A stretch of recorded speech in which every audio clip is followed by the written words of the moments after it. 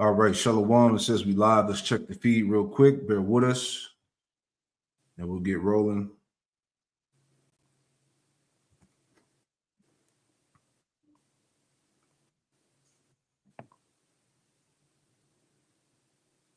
All right, we're live.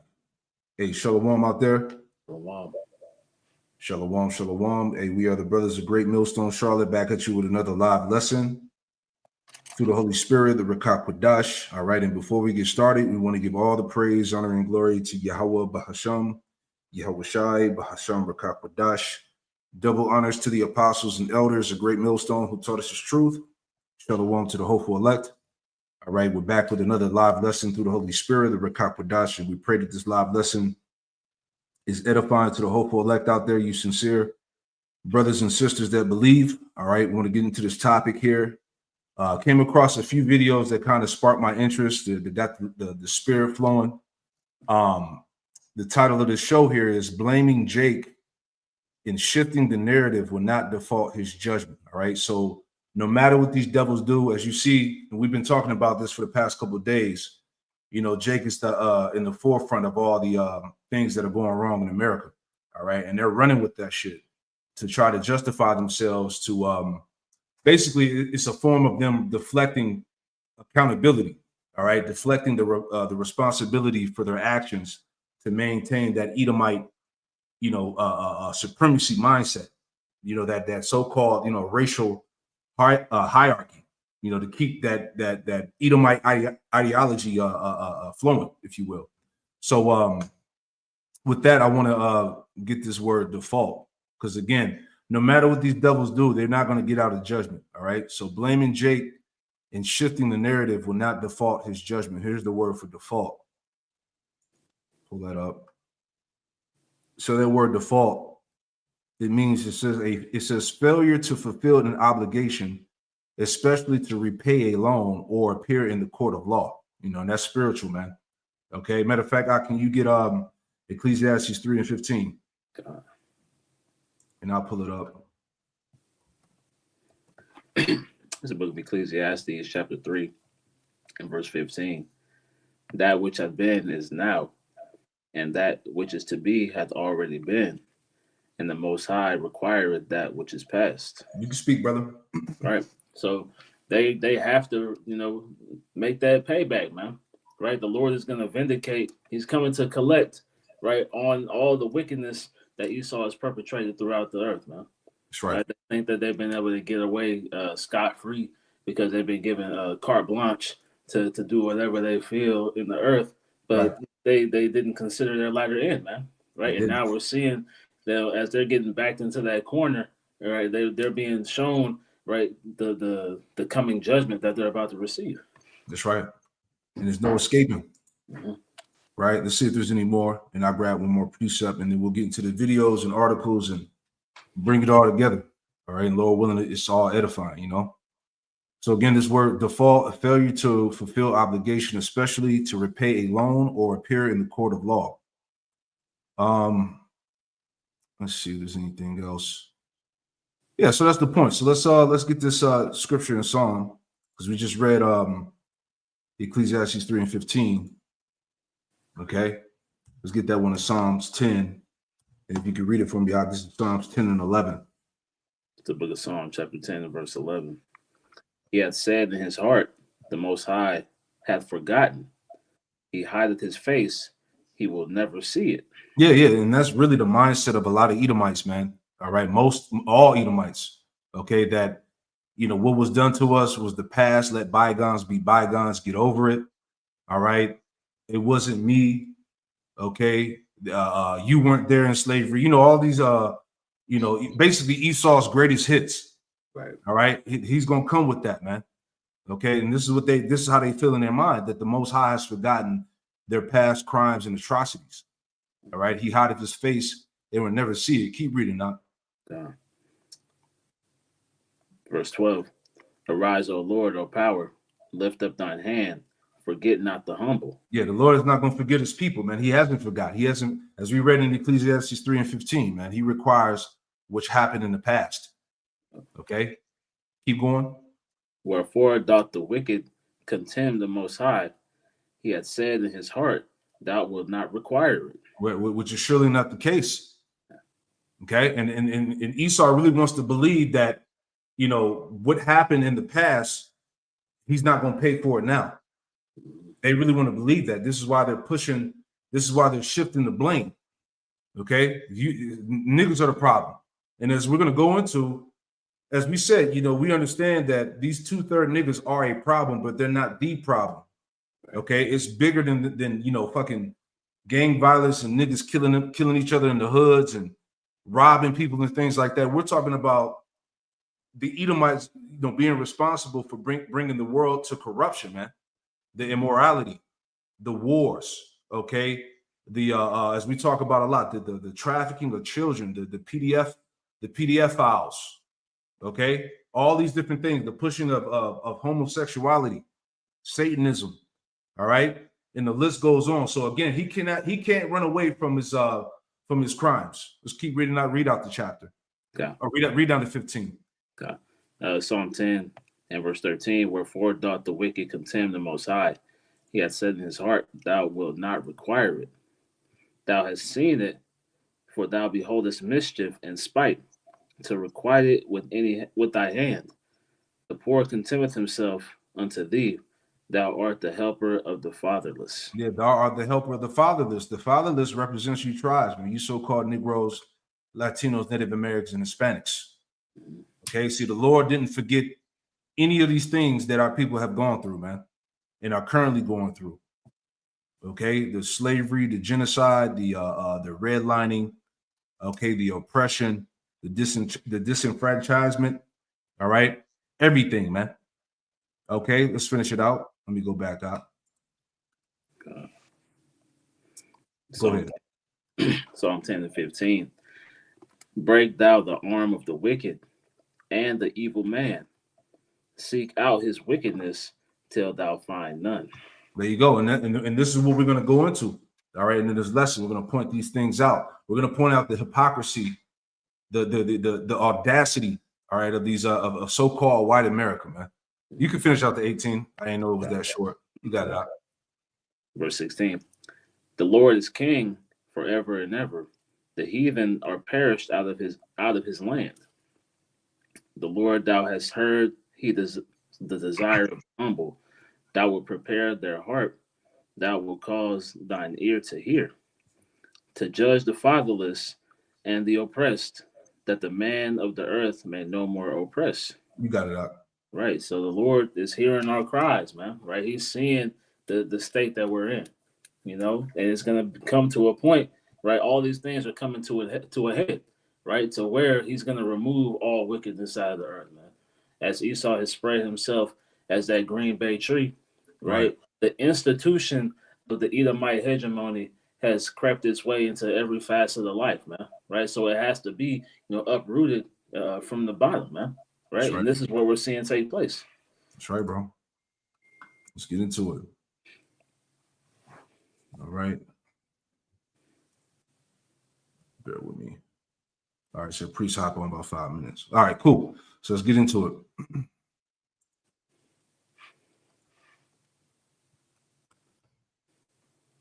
Let's talk about how the white church in America worships death instead of Jesus by sacrificing black and brown bodies on the altar of law and order. Hi, I'm Colton. I grew up a Pentecostal pastor's kid, went to school to get degrees in historical Christian theology. And when I say they worship death, what I mean is they've submitted themselves to the policies of mass incarceration, police violence, and state power as if they were the will of God. There's an American writer, attorney, and civil rights activist named Michelle Alexander, who wrote an incredible book called The New Jim Crow: Mass Incarceration in the Age of Colorblindness. And in this book, she shows that how after the victories of the civil rights movement, that America didn't end the racial state. Instead, it just reinvented it. She shows how politicians, especially Nixon and Reagan, needed a way to roll back black freedom without sounding openly racist. That's where the law and order rhetoric came in. Crime became the new code word for race. And the machinery that enforced this was the war on drugs. Alexander shows how it gave police the opportunity and license to sweep through entire neighborhoods, stopping, frisking, and arresting people, and essentially funneling black men into cages for nonviolent drug offenses at wildly disproportionate rates to white people, even though drug use is about the same across races. So what essentially happened is that segregation gave way to incarceration. Instead of seeing signs that say whites only, we got a criminal justice system that locks up black people at rates so high, it resegregated entire communities. America actually found another way to exile black men from society by calling them criminals. Alexander calls this the new Jim Crow, not just because prisons exploded in size, but because once you're branded a felon, you lose all the same rights that black people lost under Jim Crow. You can't vote. You can't serve on juries. You're shut out from housing, education, and jobs. One conviction, even for something minor, marks you for life. Today, more black men are under correctional control than were enslaved in 1850. Yeah, that's why this system, as he's talking about, this American system is regarded as the pit. This is the place of death. All right, this is the place of our captivity. Matter of fact, let me get that real quick. Read for me out Jeremiah, was it 50 and 33? Yeah. Yeah, read that real quick. It's the book of Jeremiah, chapter 50 and verse 33. It reads, "Thus saith the Lord of hosts, the children of Israel and the children of Judah were oppressed together, and all that took them captives held them fast. They refused to let them go." Yeah, so again, the children of Israel and the children of Judah, right? Let's go to the image. The children of Israel and the children of Judah were oppressed together. Where? Right here in Babylon. Okay, this is where you have the majority of the tribes located. Okay, so this is prophecy. This prophecy details Babylon the Great, America. This is where we're oppressed to this day. Okay, so again, the children of Israel and the children of Judah were oppressed together right here in this system, in this pit here, man. Right, keep reading that. Okay, so I get. And it's like, and it said, and all that took them captives held them fast, and it says they refused to let them go. That's going back to the Edomites, man. Okay, we're still in captivity unto this day. Go ahead. It reads verse 34. "The Redeemer is strong. The Lord of hosts is his name. He shall thoroughly plead their cause, that he may give rest to the land and disquiet the inhabitants of Babylon." Yeah, Yahweh Shai, he's going to plead our cause. He's going to deliver his elect. Okay, he's going to destroy Babylon the Great. He's going to destroy America in due time. Okay, you want to add in there? Con, I wanted to get this real quick. Yeah. So out here. In Nahum. Mm-hmm. Nahum 3:1. Con. Yeah, that's the spirit. I got you. Because like you said, Jake has been trapped in this miry pit, man. Right? They've been trapped in that mud, this decrepit state because of this devil, man. Right? Right. Everything that they've put in place has been a snare and a trap, right? To keep you downtrodden, man. That's right, bro. This is let me just go pull it up here. So Nahum 3:1. "Woe to the bloody city! It is all full of lies and robbery. The prey departeth not." Because as we went into camp yesterday, right, that blood has to be repaid, man. Right, the death and bloodshed that Esau Edom has perpetrated, right, of the tribes, but everybody on earth at this point, man, right, has felt the wrath of that sword that he was blessed with, man. That's so right. Now, we're seeing Jake coming to the understanding that they're in this trap, man. Right, they've been locked away in this cage of Babylon the Great. Yep. Hey, Shalom, priest. Yabashim Washab Bashim Kirkadas Brakatah. Shalom. Yabashim Ashab Bashim Kirkadas Brakatam. Shalom. All right. I got one more. Priest, you want to chime in on anything real quick? I got one more precept and we'll go back. Yeah, I got it. Okay. Let's add on to that Nahum 3:1. This is Habakkuk 2:12.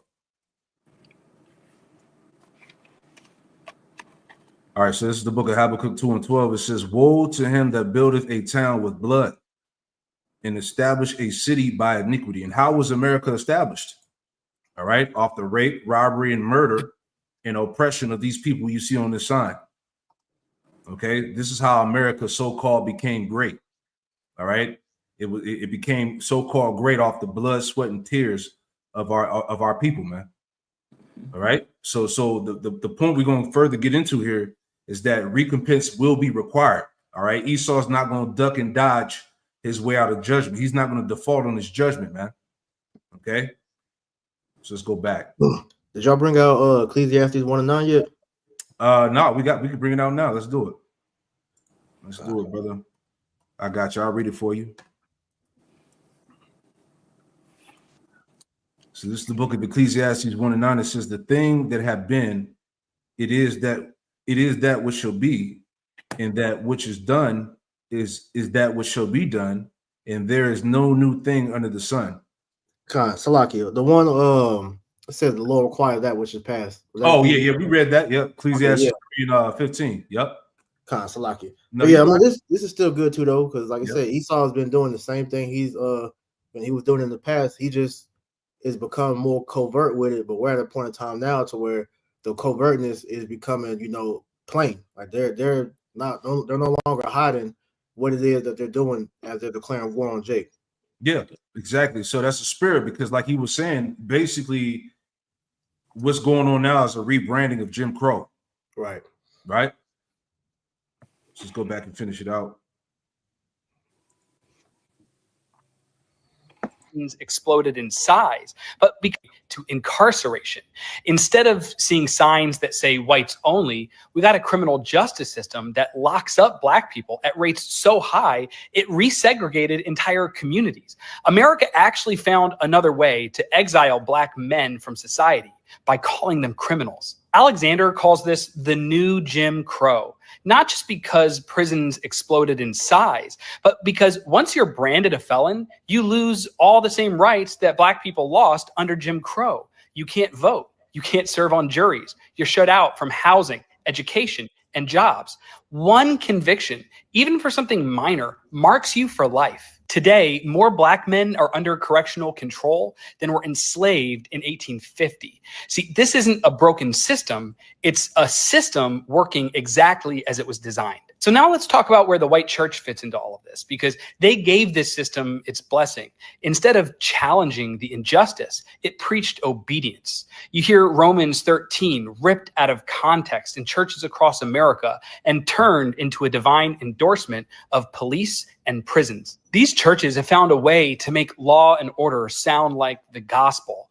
They've replaced visiting prisoners with Back to Blue Sundays. There's an American theologian named Kimberly Brown Douglas, whose accolades and positions of prestige are too many to name, but she's currently an assistant visiting professor at Harvard Divinity School. In her incredible book, Stand Your Ground, Black Bodies and the Justice of God, she shows how white... So now let's talk about where the white... Yeah, Salaki, I got the part 2 added in here, but just making a quick point, because he's gonna finish it out, because that was that little gap there. But pretty much, plantation Christianity and the Christian Crusades is responsible for much death of our people, man. The genocide, the enslavement, and death of the tribes, man.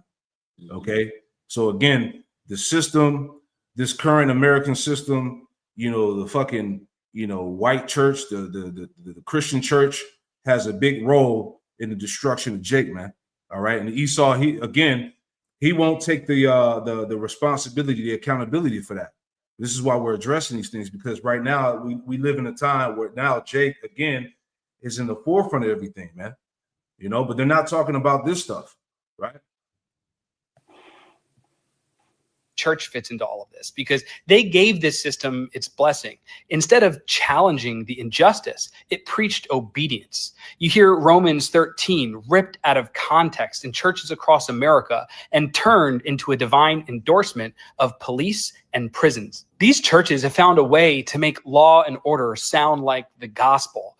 They've replaced visiting prisoners with Back to Blue Sundays. There's an American theologian named Kimberly Brown Douglas, whose accolades and positions of prestige are too many to name, but she's currently an assistant visiting professor at Harvard Divinity School. In her incredible book, Stand Your Ground, Black Bodies and the Justice of God, she shows how white American Christianity blessed this system by sanctifying the protection of property and the policing of Black bodies as godly. Her book is a phenomenal exposition of how the ideas of law and order didn't just have political cover, but they had theological cover. But this worship of and willingness to sacrifice Black and brown bodies to the power of law and order doesn't just stop with Black men being incarcerated. Right now, we're seeing ICE raids ramped up, sometimes with National Guard troops in tow, storming workplaces and neighborhoods with militarized force. We're seeing brown bodies being policed for the crime of simply existing, while troops are deployed to cities, soon to be potentially like here in Chicago and in New York, all in the name of law and order, like we've already seen in Washington, D.C. And the same idolatry Douglas traced is alive today, dressed up in new uniforms with military force. She shows us how the white church confused Caesar's peace for Christ's peace and confused the order of prisons for the order of the kingdom. And that's why I say the white church worships death, because when you bless a system that cages millions and strips them of hope, you're not following the crucified and risen Jesus. You're serving the powers that crucified him. But the gospel of Jesus is not the gospel of law and order. The gospel is supposed to be good news to the captives. Jesus said that the Spirit of the Lord has anointed me to proclaim release to the prisoners, to set the oppressed free. The gospel of Christ is not handcuffs, it's Exodus. It's not 3 strikes, it's Jubilee. And if the church wants to worship Jesus again, it has to confess its complicity and to stand with those behind the bars and to stop dressing up death as righteousness. And so the prophetic message calling out to the white church today is that if your gospel looks more like mass incarceration than mass liberation, more like a police badge than a cross, then it isn't Christianity. It's idolatry. And it's time to tear that idol down. Yeah, so these are the effects of this system that these Edomites purposely ignore. You see, this is why we wanted to bring this out, because we're showing the hypocrisy of these damn devils, man. Right? Real quick, let's bros had anything real quick. I want to grab Isaiah 42. I had that Isaiah 8:20 real quick. Yeah, go ahead, bro. I'll pull it up. It's just, showing you, as we always go into, how the church has nothing to do with the Bible. They use the Bible as a tool for indoctrination, but these Christians really don't believe in the Bible. They only, use it when it benefits them. All right. So I'm gonna read it for you. I'll read it for you. Isaiah 8:20. To the law and to the testimony, if they speak not according to this word, it is because there is no light in them. Right. And it says to the law and to the testimony. So if they're not speaking according to what the Bible says, then there's no light in them. And what is being shown is that the church doesn't operate with the light because the Spirit of the Lord is not in churches. The scriptures literally tell you that the Lord's Spirit dwelleth not in temples made with hands. So that already is proof that this, the churches, pretty much to have the truth. But at the same time, Jake doesn't realize the origins of what the church goes back to. All right. When you watch like the movie, what was Birth of a Nation? The Nat Turner movie we went to go see years ago, right? Yeah, Birth of a Nation. Yep. Yeah, and they showed you in that the only way they was even able to, hear the Bible outside of the slave master reading is whenever they had a Jake, preaching, but he had to preach, the indoctrinated version of the scriptures that he was taught by his master, and they would have an Edomite in the back of the in the church listening to make sure he didn't say anything he wasn't supposed to. So that just, always exemplifying the fact that these Christians don't know the Lord. We constantly bring that out, man. All right, because there's no light coming from them because they don't speak from the scriptures. They speak from their own heart. Like you said, that's why they gave Jake the slave Bible. That's why they gave Jake plantation Christianity, which is pretty much the foundation of, this Christianity shit we have today. All right, exactly. to keep Jake, out of mind. All right, I just want to add this real quick to what you were saying. This is Psalms chapter 50 and verse 16. It says, "But unto the wicked, Yahweh Shem Yahushua saith, what hast thou to do to declare my statutes, or that thou shouldest take my covenant in thy mouth?" So again, the Christian church, these Edomites, All right, these small hats, they have nothing to do with the scriptures, with the Torah. All right, you know, they shouldn't even be holding the Bible, man. These are not the people of the Most High. All right, they don't have the Spirit of the Lord. The Lord is not dealing with them.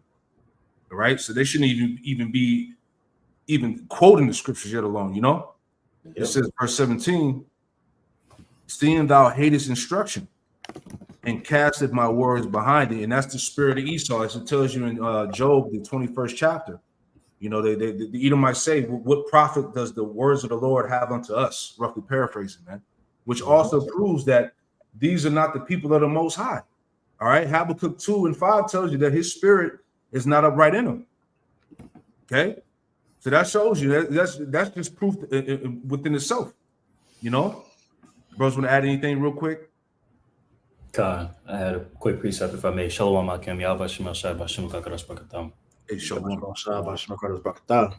Shalom. This is Romans chapter 1 and verse 25. It says, who changed the truth of the Most High into a lie and worshipped and served the creature more than the Creator, who is blessed forever. Amen. So as we see under this Edomite hegemony, Esau has taken the Bible unto himself to fit his narrative, right? Changing the truth of the scriptures into a lie so that he can pretty much whitewash the word of the Lord to suit his narrative, right? So that it favors him because he's able to go around the world and have these images that show him being the chosen people, show images of him being the Lord's people, right? But his actions are contrary to that. And we're in that time where the Lord is shifting that narrative of these Christians being the people that actually believe, because now the truth is being declared, right? And their narrative is being destroyed. So, I got one real quick, Bible Shah. you got it. James 4:4. It says, ye adulterers and adulteresses, know ye not that the friendship of the world is enmity with the Most High? Whosoever therefore will be a friend of the world is the enemy of Yahweh Shem Shai. And that just, further adding to the point that, hey, if you're in these churches, you're ultimately an enemy to the Lord, man, because the church will always put the agenda of the world over the words of the Lord. And we saw, the greatest example of that during the lockdown. All right, because what was the churches doing, man? All right, they was allowing people to come in there and get poked up with that jab, man. Right. But the scriptures, tell us that we're supposed to, have faith in the Lord. The Lord's gonna cover us. So the jab became these people's savior during the time of the demic, man. All right, instead of them trusting in the Lord, like how we was, telling the people to do, the believers, So as we're seeing, the church is going to be a tool to be used to lead Jacob to destruction. We always used to go in that, back in the day about was it Romans 13? How these pastors are going to be used, all right, directing the people towards what these elites want the government to be teaching people of what to do during a time of trouble. Yep. I got something real quick. Bros, anything real fast? All right. So I want to grab this real quick. Just kind of tying in again on the system that the Edomite was just talking about that sacrifices black and brown bodies for the sake of the law, of this system. This is Isaiah 42 and verse 22. It says, but this is a people robbed and spoiled. All right. You Israelites represent the people that are robbed and spoiled. Okay. It says, but this is a people robbed and spoiled. They are all of them snared in holes, and they are hid in prison houses, right? So this is twofold. So as you were saying, all right, you have the system, all right, that was set up to incarcerate and oppress our people. But on the other end, you have these different philosophies that have our that have our people's minds ensnared. Christianity, the Islam, all of these false doctrines are likened unto prison houses for the minds of our people. So it's twofold, right? So it says they are hid in prison houses, and like he was saying, as we know the statistics, all right, the so-called Negroes, Latino, Native Americans, and Spanish make up the majority of the prison population, and all of that's all by design, okay? And which again, the point that I said is that these Edomites would never acknowledge that, They won't take the responsibility of what this system has done in destroying our people. Right? It says they are for a prey, and none delivereth. See, for a spoil, and none saith restore. See that? So there's nobody truly fighting for the plight and cause for the people you see here on this sign, man. All right. This is why the only way out of this system is the liberation through Yahweh Shai. All right. And the Lord, he's going to require again, which is past. And I want to make that point before we move on, to our next point here. But this is Jeremiah 49 and 10, because the bottom line is this: the Edomite is going to pay no matter how they try to spin the narrative, no matter how much they try to deflect and gaslight, man. All right. His ass is going down. Jeremiah 49 and 10. But I have made Esau bare, have uncovered his secret places, and he should not be able to hide himself. So we live in an age now where everything is being exposed about Esau, man. All right. From the inner workings of the system to what he's doing behind the scenes, his wickedness that's being uncovered, all of that, man. It says he should not be able to hide himself. His seed is spoiled, and his brethren and his neighbors, and he is not. All right, jumping down verse 12, it says, for thus saith the Lord, Jeremiah 49 and 12, for thus saith the Lord, Yahweh Shem Yahushua, behold, they whose judgment was not to drink of the cup have assuredly drunken. All right, we have as a nation, okay, we have assuredly drinking that cup, okay, which was what? Slavery, genocide, oppression, okay, losing our heritage, our nationality, being at the bottom, okay. It says, and they whose judgment was not to drink of the cup have assuredly drunken, and art thou he that shall altogether go unpunished? Thou shalt not go unpunished, right? Thou shalt not go unpunished, but thou shalt surely drink of it. So Esau, the Edomites are surely going to drink of the cup that we drank, man. Okay, and there's no way around it, man. The inevitable is going to happen. You see? I got it. Go ahead, Op. This is Genesis chapter 4 and verse 13. And Cain said unto the Lord, my punishment is greater than I can bear. And this is the mindset we see these Edomites carrying on to this day, man. Right? They see, right, what's about to come to pass. They see the world turning on them, man. Right. They thought that they were going to be able to keep everybody in subjection. That's why they come against Jake. They come against all these nations because people aren't taking their shit anymore, man. Right. And now they're being held responsible and held accountable, and they can't take it anymore. So outside of the physical judgment that they're going to receive, it's the mental anguish of being presented with all your evil deeds to your face, man, as they stand that trial. That's right. That's right. That's what we said. That's why we read that definition of default, right? He's not going to default his judgment, okay? Failure to fulfill an obligation, especially to repay a loan or appear in the court of law. See? So let's, brothers, got anything else you want to add real quick? Okay. All right, so let's move on. All right, so let's get into the point of how Esau, again, is trying to, he's trying to change the narrative, right? So I had put this up here earlier because at the end of the day, when Biden was in office, the Department of Homeland Security said the so-called white supremacists, Edomite supremacists, are the greatest terror threat. But now we see they're trying to shift that narrative, man, because even what happened with the guy Kirk, right? Charlie Kirk, whether it's real or not, right? Who was the face of that, right? And you had the guy, I think it was the I want to say if he was like one of the FBI guys, but they were hoping that it wasn't one of their people.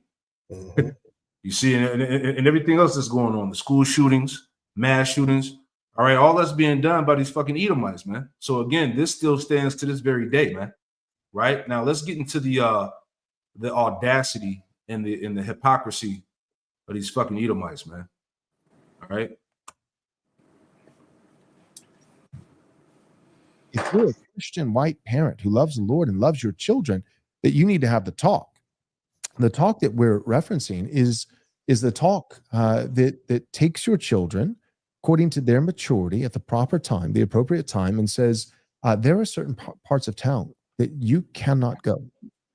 And there are certain people that you cannot be around. Yep. Right? If there's someone who is Black in our church, and they've been in our church and we know them and they love the Lord Jesus Christ, great. We're not talking about that person, Right. but we're talking about when you go into a crowd of people. If you go into a crowd of strangers and they're white strangers, there's some danger. If they're Black strangers, there is 30 times more danger. Them's the facts. And it is actually a failure of your parental duty. White parents, please hear me. If you teach your children growing up, if you lie to them and say, all people and all races of people in our country are the same. They are not.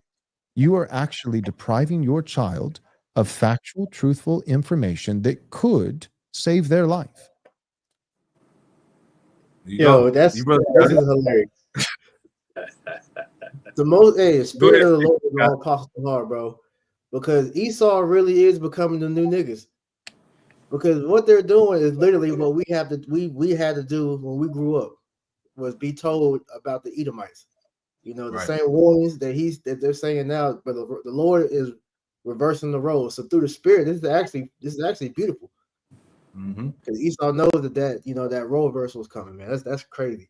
Yeah. But you see, like we were talking about in the previous lesson that we did, these are the talking points on these podcasts with these Edomites, man, like Charlie Kirk and this guy here, right? They're all these are the talking points that niggas are the problem. Like we were saying before we started. See, it's bigger than fucking, niggas killing each other, man, and gang violence and robbing stores. We're talking about these Edomites being responsible for the destruction of the planet, man. Right? Which they won't take the blame. They want to accept that accountability. Real quick, I just want to get that in Revelation real fast. Okay, because he's regarded as what? As the red horse. Yeah. All right, let's get that. So this is Revelation 6 and 4, and Elder Malcolm has sent me something too I want to put on the screen as well. And this is Revelation 6 and 4. So again, the hypocrisy of Esau, of Edomite America, right? Revelation 6 and 4. And there went out another horse that was red. All right, that red goes back to Esau, Edom. All right, that's the identifying marker for the Edomites. And power was given to him that sat thereon to take peace from the earth. All right, so think about that, man. You got a nation of people that exist on the earth today that are responsible for taking peace from the earth, right? And that they should kill one another. And there was giving unto him a great sword, going back to the blessing of Esau. Okay, his sword entails in multiple factions. All right, the wars, economic warfare, biological warfare. Okay, sanctions. All right, this democracy. Okay, the Western philosophy that he's pushed amongst the nations. Okay, all those things tie back to the sword, man. Okay, so again, Esau can't get away from his he can't get away from accountability, man. Right? You brothers got it. Go ahead, speak. I just wanted to land back on what you were saying, Zaquan. Going into that sword, like brothers often make mention of, going into his media, as we've seen over the course of this past week, how he's really weaponized both social media, alt media, mainstream media to push forth this narrative, right? That Esau is not the problem. Right. Yeah. Exactly. But we understand that he is just trying to shift, like you said, blame Jake, shift the narrative so that he doesn't have to be held accountable. That's it. Right. Yeah, that's why when the scriptures talk about I will slay my brother Jacob, right? That word slay goes into to strike, and that the strikes being those continual strokes, man. Right? So it's nonstop through, every means imaginable, right, to bring the downfall of Israelites, man. Still. And this is what Elder Malcolm just sent me. The screenshot here. It says 29 Americans in 2023 were killed by an immigrant. 8,842 were killed by white men. You see, he can't dodge this thing, man. We on his ass, man. All right. Like I said, the audacity of these fucking Edomites. So again, this still stands. Yeah. Okay, and this is something that we've been known, man. Okay, but they're trying to change that. They're trying to get away from that. They can't. Right now, I had pulled this up on accident. This is the spirit. You know, actually, it was the spirit. I ain't even gonna say it's on accident, right? But going back to where I got this video from, because we heard this fucking Edomite here, right? So this is from this clip that we played here was from Right Wing Watch. So as we were saying, a lot of these right wing podcasts, talking points, these are the things that they're pushing, all right, to try to shift the blame on Jake, right?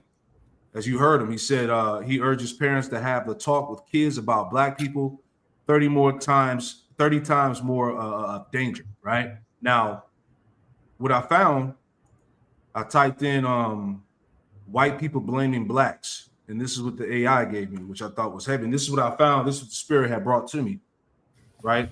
But just reading this here, this is pretty heavy because this is exactly what's going on now. So it says white people blaming blacks. It says blaming black people is a long-standing practice known as racial scapegoating. Check that out. It says blaming black people is a long-standing practice known as racial scapegoating. So this ain't nothing new, right? Where a marginalized group is unfairly blamed for societal problems. Check that out. See? Throughout history, throughout U.S. history, this has served to protect white privilege, divert attention from systematic issues like racism and inequality, and reinforce racial hierarchies. Like we said, man, this is all deflection. Okay, deflection, gaslighting to maintain their racial Edomite, hierarchy, man, and to keep those ideologies going, man. Okay, this is what it's about. They'll never address the real problem, which is them and the shit that they're doing. This is why the scripture said that the joy of the hypocrite is but for a moment, man. Mm-hmm. It says the practice of racial scapegoating dates back to the nation's origins and has evolved over time, as we see it, right? During slavery in the Jim Crow era, blame was often over, with an alleged inferiority of black people cited to justify and maintain slavery and racial segregation. Are we not seeing that now? Yep. White people profited economically while using racist ideology to rationalize the denial of rights and opportunities to black people. See that? What has Trump been doing since he's been pushing forth the DEI and others, cutting off the the government benefits and all of that, because right now, what's the narrative that we've been hearing lately? That, hey, niggas are monsters, savages, man. Okay, we need to meet them with violence. Okay, calls for violence. You got Edomites separating themselves, building Edomite only communities. It says post civil rights era. As overt racism became less socially acceptable, the blame shifted towards more subtle tactics, such as arguments against programs designed to address systematic inequality. For example, affirmative action programs designed to remedy historical discrimination have been scapegoated as unfairly denying opportunities to white people. You see? It's like we see now, Esau's the victim now. Right? The concept of racial resentment. Psychologists and sociologists use the concept of racial resentment to describe a modern form of this blame. It is rooted in the belief that black people do not adhere to traditional American values of hard work and that they receive unfair advantages through special favors, right? And that's another talking point. We're tired of giving you niggas special favors. We're tired of doing this and having these programs for you and all of that, The resentment is a key factor in contemporary political polarization and opposition to civil rights. Okay? And brothers, you can chime in if you want to. It's a short read. I'm almost there. Go ahead, bro. Quick. Yeah. Esau didn't start looking at Jake a certain type of way until post-slavery, right?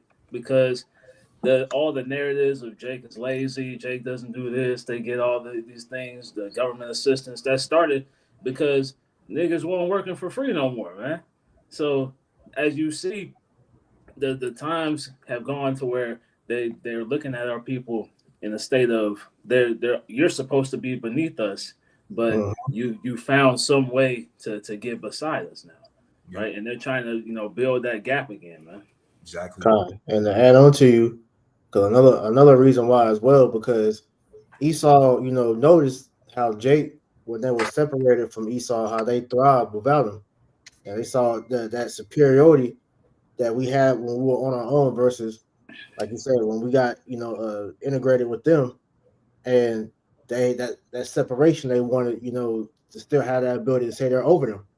So this is just a coping mechanism for them to still have that belief that they're better than Jake, but they know, they say in their spirit that they're under us, man. Yep. So they use the system as a means of oppression to try to destroy the self-esteem of our people. Exactly. Mm-hmm. Let's read some more. It says systematic issues versus individual blame. Many systematic problems are obscured when blame is directed at individuals or entire communities. It says poverty and economic inequality. Black people have historically faced discriminatory housing and employment practices, which have created a substantial racial wealth gap. Blaming Black people for their economic position ignores these structural barriers and places responsibility on the victims of systematic inequality. See that? And again, as I said, this is what these Edomites they won't take accountability. They'll overlook this. Right. Meanwhile, trying to justify blaming niggas for all the problems in the society, right? It says, criminal justice system, Black people are disproportionately incarcerated due to systematic biases in policing, prosecution, and sentencing. This is often misconstrued by those who blame Black people for crime rates, ignoring the deeply embedded racial bias within the legal system. Right. This is why I played the video of the Edomite breaking down the system, going into what did he say? That that the white church worships death, as he broke it all down. See? This is beautiful stuff, man. It says a few more points here, and we'll get back to the scriptures. Bear with me. It says education. Racial disparities in education are linked to systematic issues like segregated housing and unequal school funding, right? Yet some arguments focus on individual achievement gaps rather than the structural conditions that produce them. Beautiful. And who's responsible for putting us in that position? See? Consequences of racial scapegoating. Blaming Black people for societal problems has serious and widespread consequences. Reinforces systematic inequality by refusing to address the real systematic drivers of inequality. This practice reinforces a false narrative that upholds existing racial power structures, perpetuates harm and mistrust. The emotional and psychological toll on Black communities is severe, leading to mistrust of institutions and social alienation. Last point, prevents solutions.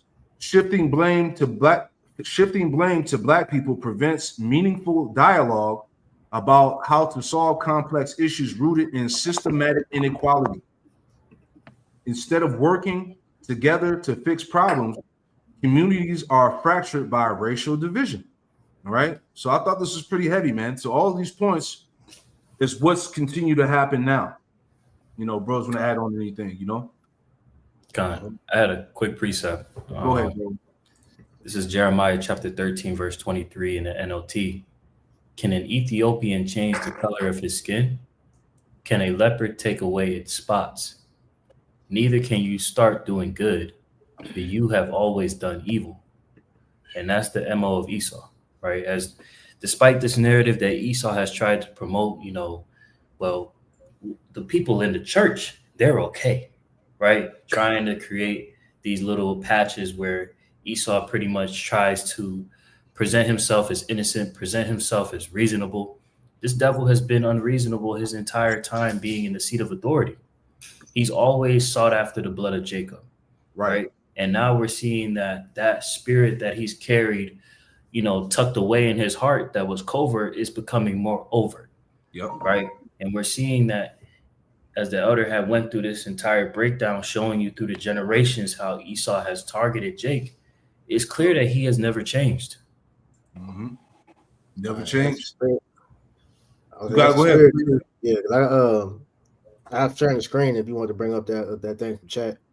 Oh yeah, that's right on time too. Yeah, we'll do that. So go ahead, pull yours up. But right here, Elder Malcolm must sit another one here. This is some North Carolina white male. Zachary Newell threatens to mass unalive 20 random black preschoolers. Man, you see that? So again, there's no getting around this thing, man. Okay, he's the greatest. He's the greatest threat to America right now, man. All right, there's no getting out of it. They made sure that Jake would be the ones that would do that would cover this story too. Right, exactly. That's crazy, man. Right. So priest, you got that? You want to pull that up? Yeah, you gotta hit it. All right. The option should be on the bottom. Okay, let me get to it. Bear with me, and then we'll get back to more scriptures here. Because what we want, the reason why we want to bring this out right here is because this all ties into the system that continuously destroys our people. Right? You got it, priest. Go ahead, do your thing, bro. So just literally lay back and all the time. Hey, blow it up a little bit too. Blow it up, zoom in on it a little bit, make it bigger for me. Because I want everybody that's watching this show read this, man, because this is all the product of this system that's destroying us, right? How do you zoom in on here? Type on your browser. Yeah, go to the browser and click view, and it should say zoom in. Oh, gotcha. Yep. Zoom in one more time. There you go. All right. So this is going into the generational warfare that Tazamon just spoke about. So Chat GPT, I put in here, describe the 1st through 5th generational warfare on the people, specifically black people. So it says the concept of generational warfare, 1st through 5th generation, describe the evolution of conflict from conventional battlefield combat to complex, often invisible strategies involving psychological, informational, and societal manipulation.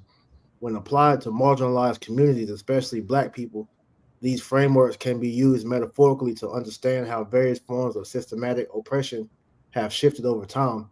Here's a breakdown through that lens. First generational warfare, line and column battles, time frame 17th to 19th century, applied to black people. This is the area of direct, unconventional conflict that we might call visible war. For black people, especially during slavery and colonialism, this was physical domination and enslavement, military enforcement of slave codes, colonization of African lands, and the violent suppression of resistance. Public state-sanctioned violence, which are lynchings, whippings, executions, etc. In essence, the war was physical, brutal, and openly declared. Then we have second generational warfare, which is firepower and industrialized war, time frame 19th century through the early 20th century. It says applied to black people as tactics involved oppression became more bureaucratic, but still overt. Jim Crow laws and racial segregation, redlining and systematic exclusion from economic opportunities, police forces becoming modernized and used as tools of racial control, because all the police force is the modern day paddy wagon, the slave catchers of the plantation days. Yep. Anti-riots and programs, e.g. Tulsa, Oklahoma, and Rosewood. In essence, institutions became the battlefield and law was the weapon.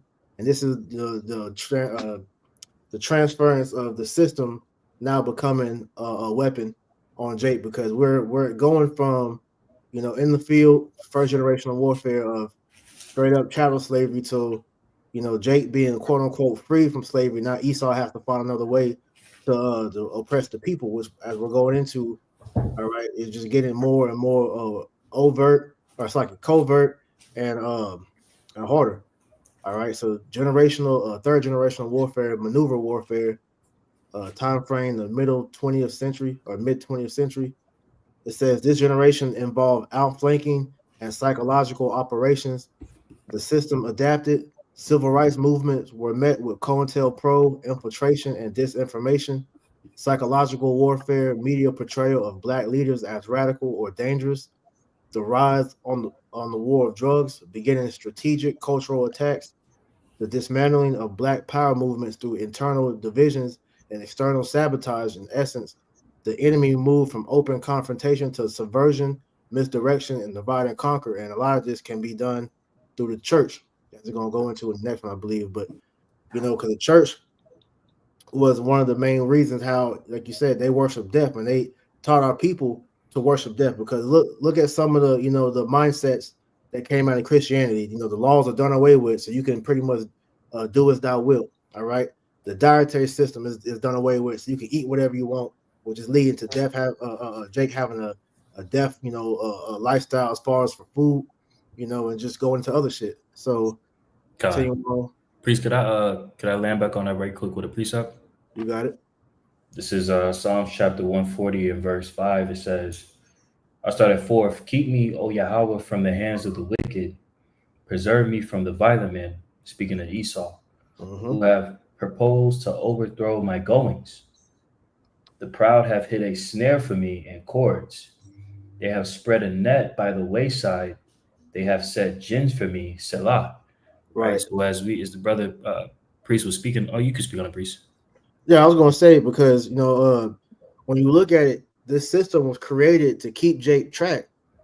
So even when you got Jake trying to move up in this world, all right, because the main ways that this system attacks Jake is through the healthcare system, the schools, all right, the court system, you know, just using those three, for example.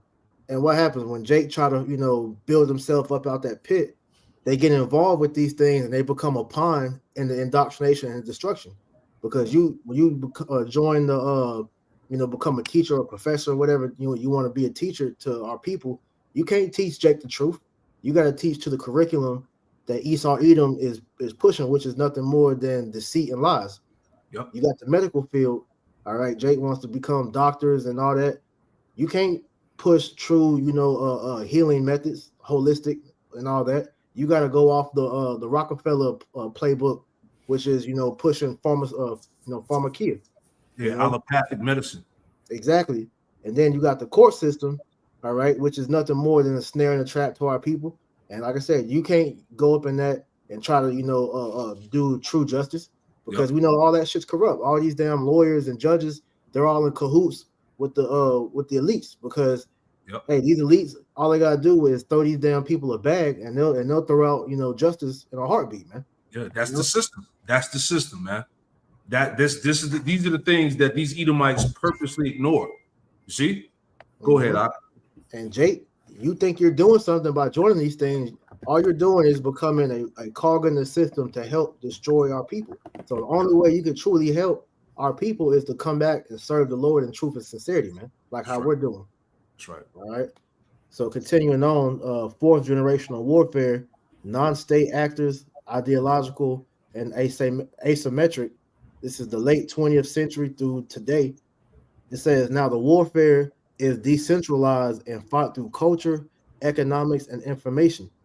Privatized prisons, decriminalization of blackness, school to prison pipeline, economic warfare, the deindustrialization of black urban centers, gentrification, cultural control, hyper-commercialism of certain images of blackness in music, film, and advertisement, education systems failing to teach true, quote-unquote, black history, which is just history, all right, our true history, according to what the Bible said happened, and achievements.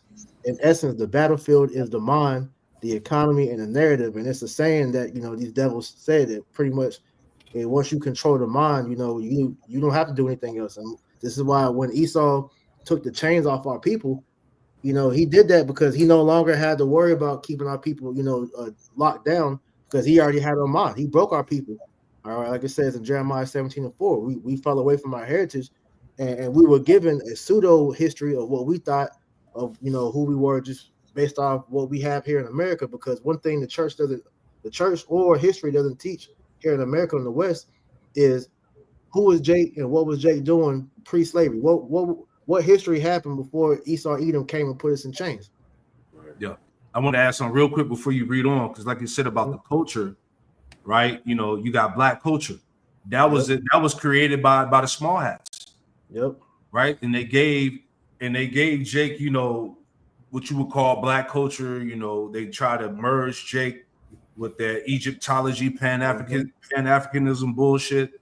Then when it comes to, you know, TV, entertainment, and film and all of that, you know, you got the feds that's running that. So they got certain agendas and narratives that they push upon our people. All right, you know, feminism. Okay, you find out that the fucking CIA was behind that. The separation of the black household. Okay, the destruction of the black nuclear family. Okay, all these things, the Edomites, so-called white people, are all behind. So again, I'm gonna keep reinforcing that they can't get away from that. See that? So let's keep reading. Now go ahead.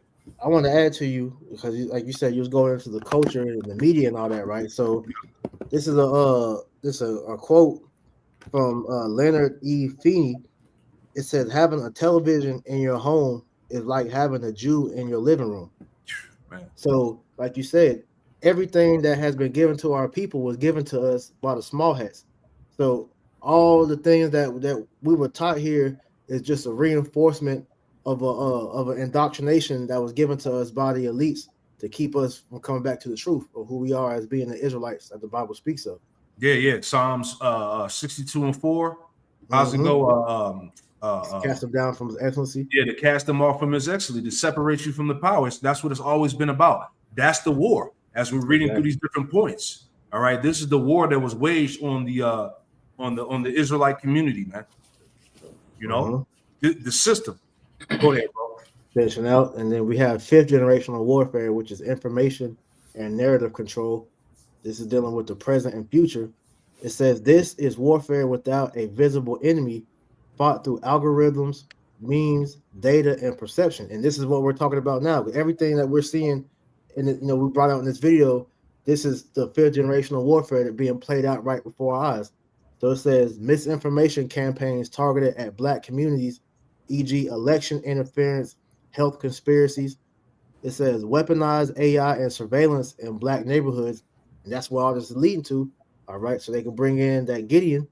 Yep. It says social media manipulation, trends, and viral content that subtly influence culture, values, and choices. Hey, real quick, can I say something about that? That's heavy too, about the social media manipulation. So a lot of them talking points, as you see on the podcast, about how them gender wars, you know what I'm saying? How niggas is talking about, you know, you don't need a man and I won't go 50-50 and, you know, fuck men, fuck women, all that shit. Esau's behind that shit. A lot of that shit, man. You know, the arguments, the divide amongst men and women, how marriages are no longer exist. The dating scene is all fucked up, right? Esau's behind that shit, man. They got somebody exposed it, like some of them websites and things like that. You know, they're set up by Esau, man. And Jake, you know, they fall right in for the snare. You know, keep going on. Okay. It says psychological warfare, feeding nihilism, division, and distraction through digital means. In essence, it's not about bullets. It's about beliefs, identity, and perception. Because it's what you're saying, the social media and just the internet period, they're able to shape public opinion.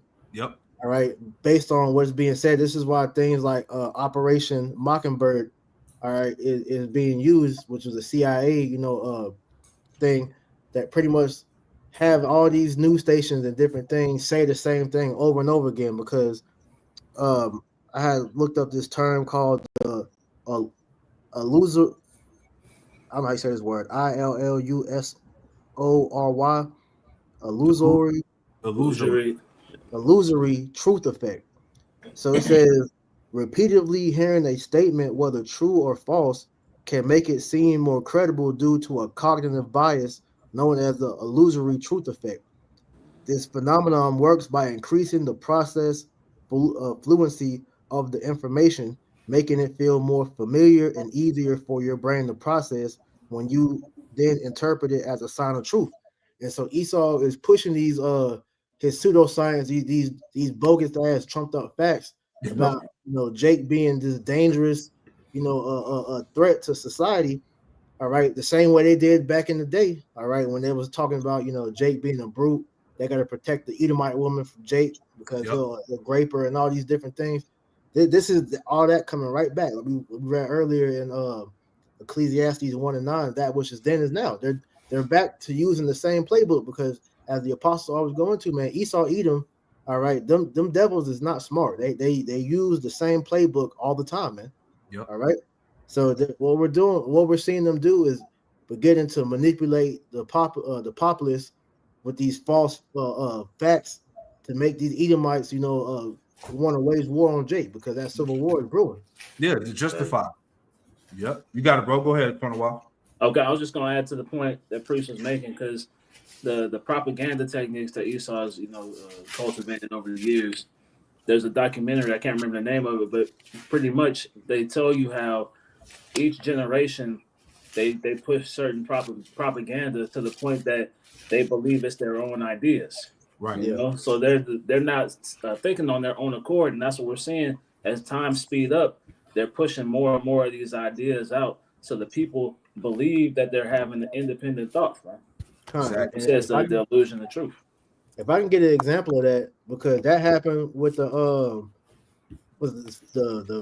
Phoenicians when they got brought into our land, when we got kicked out, like the second Kings, the 16th chapter, I want to say, because when they over time they got taught that they were the people to the point to when you saw the Samaritan woman at the well.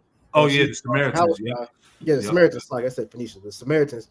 When she saw Yahushua at the well, they had been told the same thing for generations to the point where they believed that they were the true people. So the Bible gives an example of that.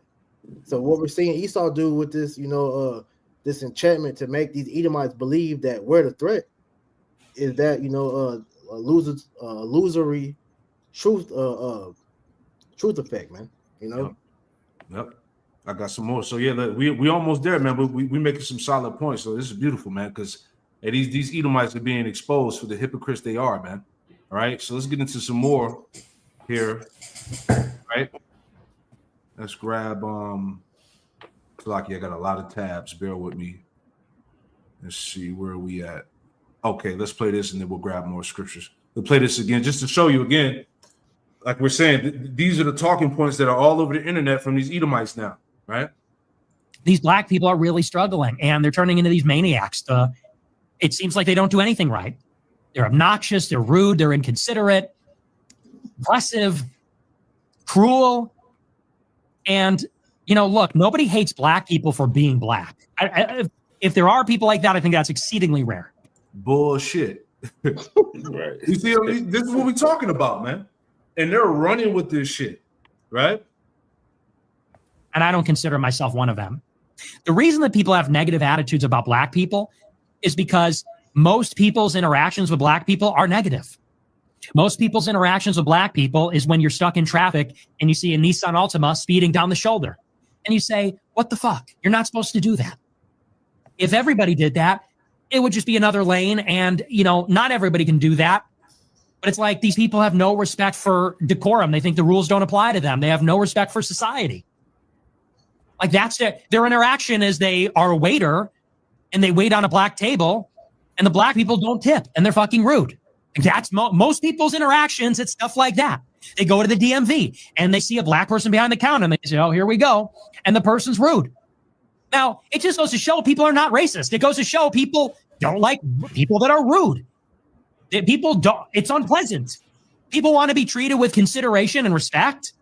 And it is true that black people are, in this day and age, unfortunately, seem to have very low moral character. It's not even just the violence, although the violence is pretty striking. Oh boy, the audacity. Right. low moral character. Okay, the base man speaking that, Right. you know. Hey, what Esau don't realize is these are all learned behaviors, right? Exactly. They picking up from you, right? And now you're seeing that reflection of yourself, and that's why they hate it so much, man. Mm-hmm.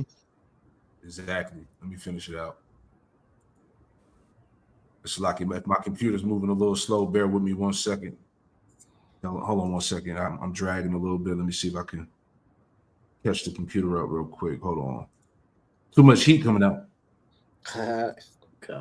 You know what I'm saying? That cool computer off, brother. All right, let's try it now.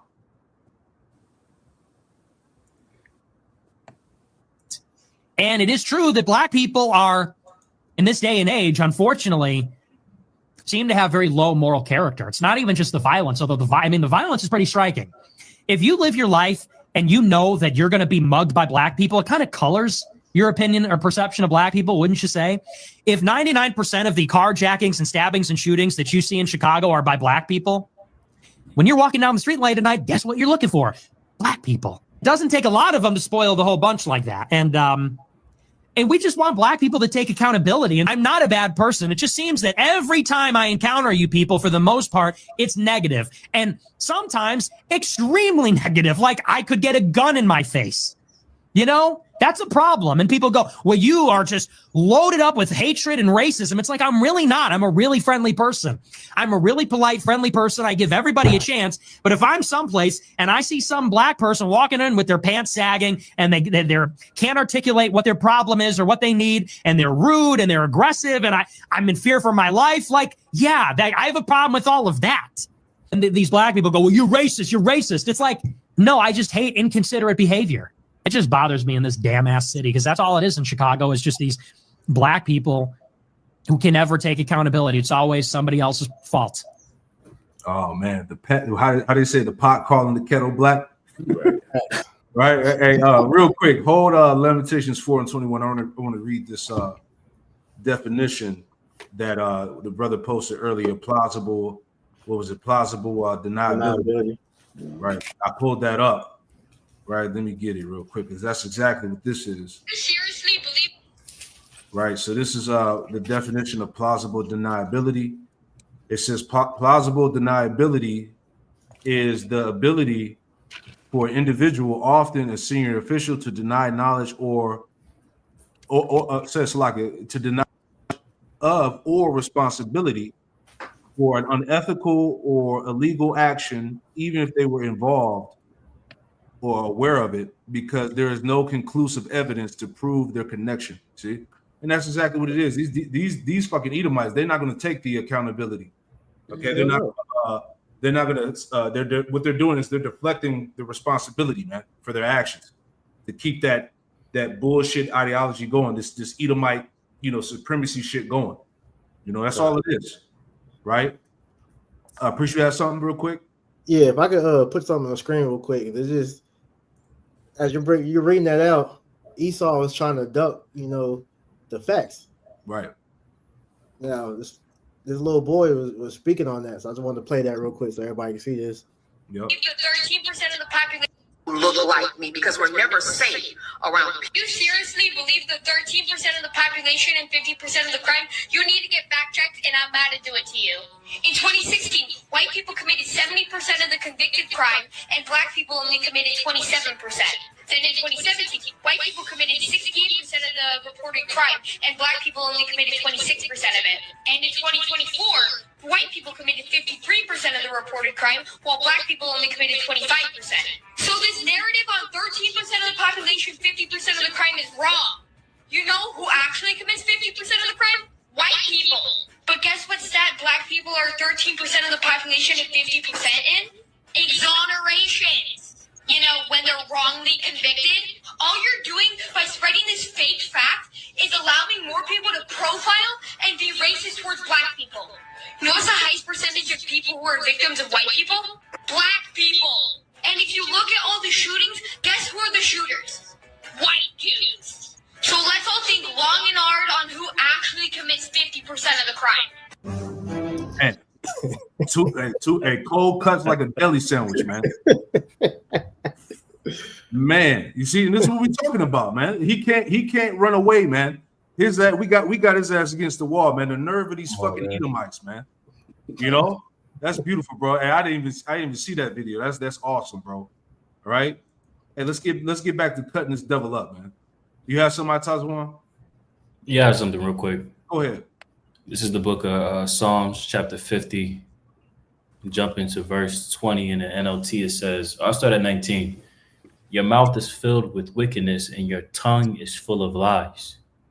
You sit around and slander your brother, your own mother's son. And that's what we see, right? We see that Esau is putting out this psyops to just slander the tribes, right? Speaking lies, putting out statistics that aren't backed and validated by anything, right? Verse 21, while you did all this, I remained silent and you thought I didn't care. But now I will rebuke you, listing all my charges against you. Yep. Right. So Esau is getting these charges listed by way of who? The mouthpiece of the Lord, which is the prophets. That's right. Right. Which is why we're seeing Esau is tucking his tail and he's trying to act as though he's innocent. He's a victim. Yep. Right. But at the same time, his true nature is being shown. Yep. Beautiful. Here we go. Let's grab this too. This is the last part I want to add in. And just to finish off these fucking Edomites, man. All right. So, you wanted that lamentation? Yeah, give me that real quick, and then we'll move on to that point. This is Lamentations chapter 4 and verse 17. As for us, our eyes as yet failed for our vain help. Jump to 21 and 22. 21, Salakia. Lamentations 4 and 21, it says, Rejoice and be glad, O daughter of Edom, that dwellest in the land of Uz. The cup also shall pass through unto thee. Thou shalt be drunken and shalt make thyself naked. Yeah. See, and these Edomites, they're drunken. Hello, voice is echoing. Yeah, Slakia. My shit tripping. No, it's all good. But I lost my train of thought. Read it again, Slakia. Okay. Lamentations chapter 4, verse 21, it says, Rejoice and be glad, O daughter of Edom, that dwellest in the land of Uz. The cup also shall pass through unto thee. Thou shalt be drunken and shalt make thyself naked. Yeah, so like I was saying, Esau, he's drunk and he's being exposed, man. Okay, he's being found out to be the hypocrite that he is. Like we were talking about, all these fake statistics that they're bringing out is all bullshit, man, and he's being found out on it. All right, keep going. Verse 22, the punishment of thine iniquity is accomplished, O daughter of Zion. He will no more carry thee away into captivity. He will visit thine iniquity, O daughter of Edom. Yep. He will discover thy sins. And the Lord is discovering. The Lord is using the prophets to discover his sins. This is why we went through the different stages of the warfare that this system commits against our people. We showed you in the beginning how the Edomite was breaking down how the white church worships death by the sacrifice of black and brown people to keep this system of Edomite supremacy going. So all of that's being exposed, man. Okay, he can't get away from it, right? Khan, if I may add to in my Bible right here, where it says "discover thy sins," it's got a mark next to that, and it says "or carry thee captive for thy sins." So we see that ultimately the Lord is discovering the sins. He's making it plain, but he's making it known that there's a judgment that's going to be presented to Esau. This is not going to be something that you're just going to go throughout the earth doing the things you did and you just get off scot-free. Yeah. You try to gaslight the world into thinking, you know what? He's not that bad. Right. He's not that bad of a guy. Like Esau tries to do with other Edomites that commit crimes. He was troubled. Yeah. You know, he just had a rough upbringing. Yeah. You know, he got his birthright robbed. You see? Yep. Like, no, you are going to be held accountable for how you moved. Okay. Facts. You have some, anybody else had anything to add in there? I had a quick precept if I may. Yeah, you got it, brother. It's Proverbs 16 and 29. A violent man enticeth his neighbor and leadeth him into the way that is not good. He shutteth his eyes to devise forward things. Moving his lips, he bringeth evil to pass. Right? So this devil's whole MO was to teach other people's his way of wickedness, man. Right? And to allow them to grow in it. That way, once they reached, or even got close to where he's at, he can turn around on them, right? And play the victim, like you said. Right. Once people start playing Esau's games the way he plays, then it's a problem, man. Yep. Beautiful. All right. So the last part here, just to kind of finish up this show. All right, because Esau's getting destroyed, man. All right. So I thought this was interesting too. It's caught my eye early on. All right, bringing it all home. So this came out, and I'm actually going to read a portion of the article here from my from another tab because I can't read it from here. But it says here in the headline, it says the American dream is ending in a psychotic breakdown. It says a rising tide of political violence and the rejection of legal norms suggest that suggests that the America of the founding no longer exists, right? So let me just read a quick paragraph from that, from another tab that I got pulled up here. All right, so I want to jump down, bear with me. So it says, is this how the American dream ends? With a mass psychotic breakdown, an epidemic of insanity, in which the freedoms and virtues that were intended to guarantee a great modern nation are turned into murderous parodies of the original intentions? Maybe this was a historic experiment that was doomed from the start. Perhaps the whole project was naively idealistic, and misconceived. The idea that you could create a unified, stable nation state from displaced people who have been chosen to leave behind their historic roots in the precious sense of belonging to a place, however terrible and dangerous that place may have been. Last part, it says the founding intentions were magnificent. This was to be the age of reason. This was to be the age of reason incarnate, where every individual would be granted the rights of self-determination and personal liberty, and be guaranteed those rights by a written contract, the Constitution, with a government whose powers were strictly constrained and delineated. It was the embodiment of the Enlightenment dream of human potential, which relied on the principle, rationale, debate, and the participation of the population in a permanent, open discussion about their own future. This is real doubt now. The anxiety is quite palpable about whether the concept can survive a 21st century reality in which threats of death and retribution have become the common currency of public discussion. All right. So as Babylon was established off of violence, it's going to go out with violence, right? Mm-hmm. And I had that pulled up here, okay, which was pretty heavy. I had put that in just to see what I would get. And it says the phrase that Babylon is known for its violence. This phrase suggests that Babylon is known for its violent actions will ultimately face destruction through divine violence through violence as a form of divine judgment. This concept is reflected in biblical texts, particularly Revelation and Jeremiah, where the fall of Babylon is depicted as violent and definite end, right? It says here, in hold for me out, Jeremiah 51 and 24 and 25, and somebody can hold Revelation 18 and 21.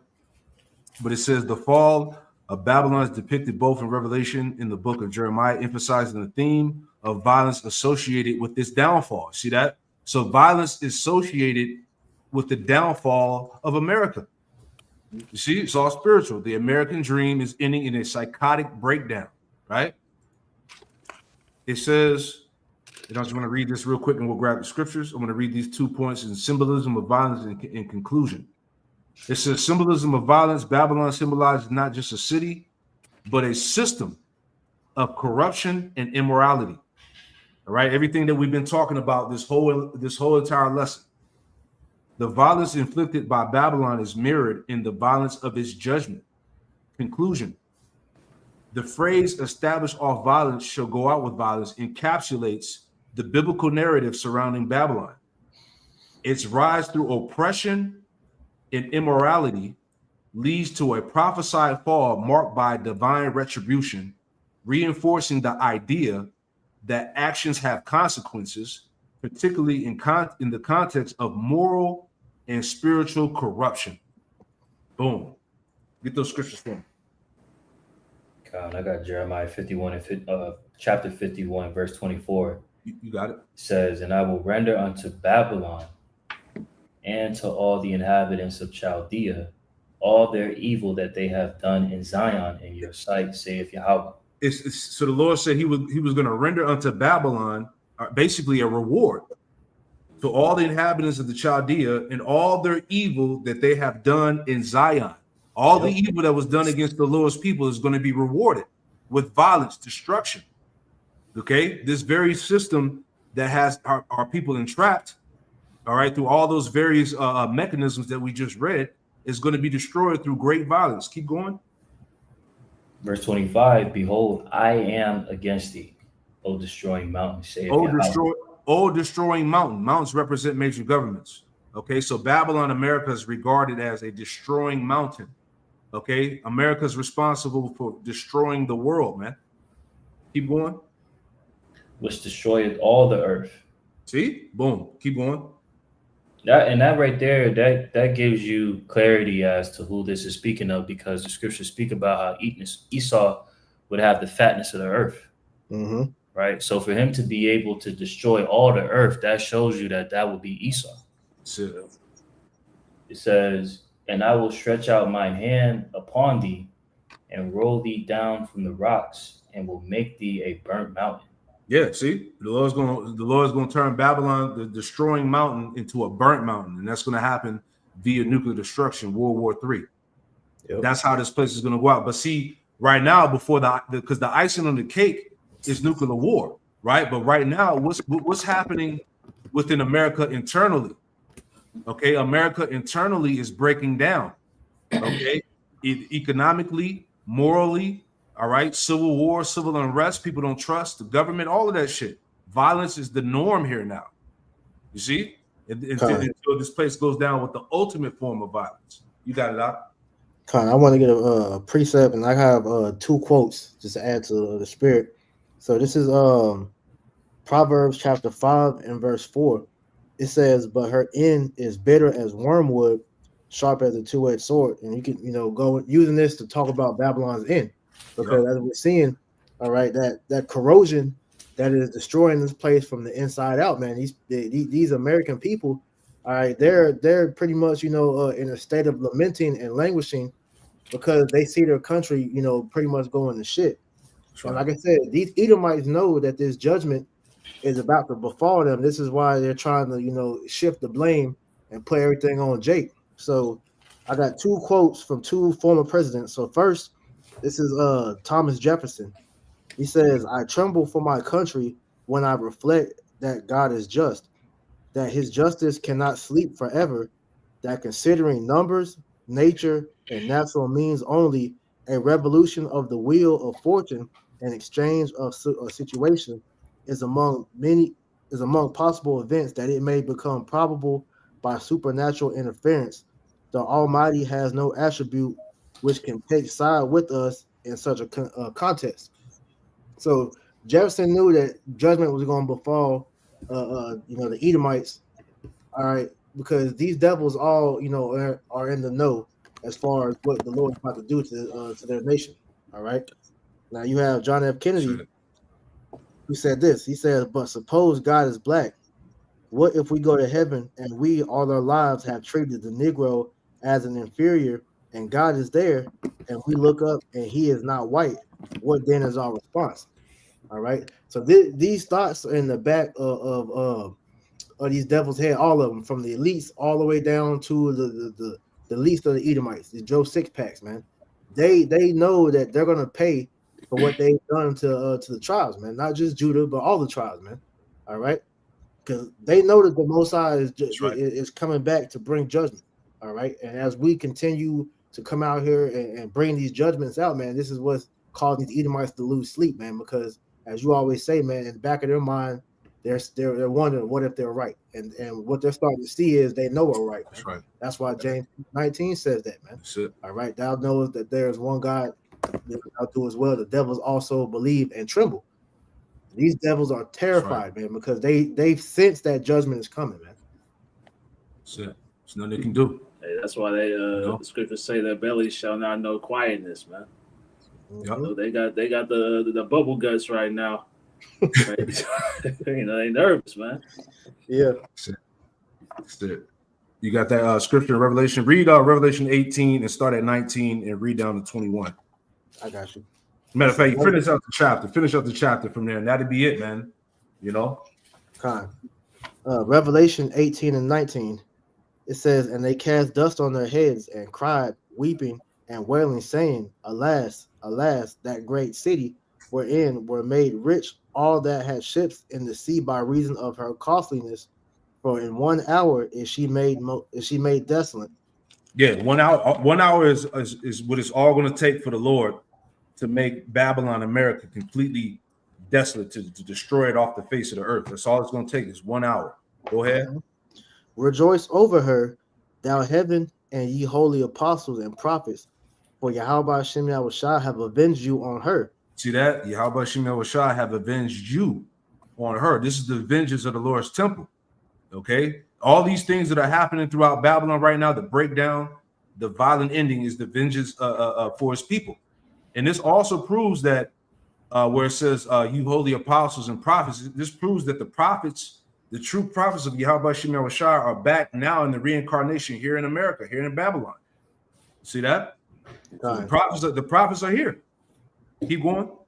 I want to add, it's a precept that said the Lord is doing this for the controversy of Zion.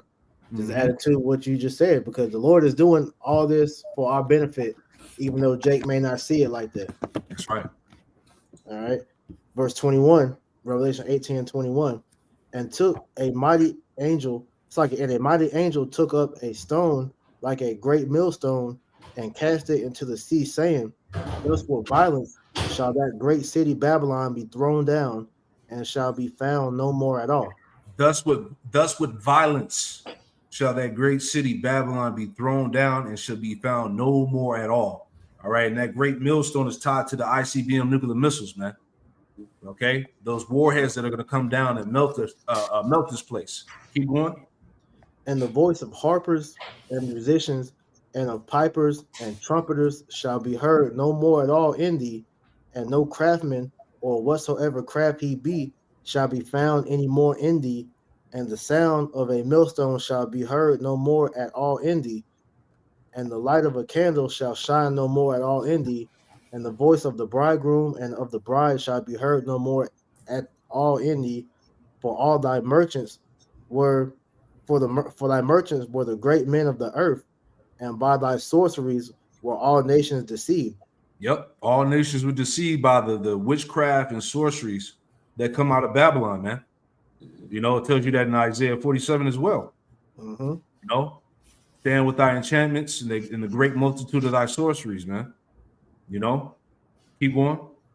And in her was found the blood of the prophets and of saints and of all that were slain upon the earth. Yeah, so again, the Lord is going to vindicate, avenge his people for what America, Babylon the Great has done. All right. So again, as we were just reading in that headline before we close this out. All right, let me pull it back up.